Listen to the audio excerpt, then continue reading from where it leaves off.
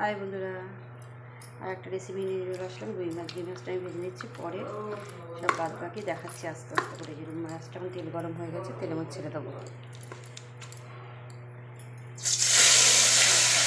এই যে বন্ধুরা আমার মাছ ভাজা হয়ে গেছে, এই যে আমি নামিয়ে নেবো আমার মাছটাকে। এই যে বন্ধুরা আমি এতে ফোড়ন দিয়ে দিচ্ছি গোটা গরম মশলা, জিরে আর তেজপাতা। মশলাটা দিয়ে একটু হয়ে যায়, ভাজা হয়ে যায়, এবার দিয়ে পেঁয়াজ কুচি।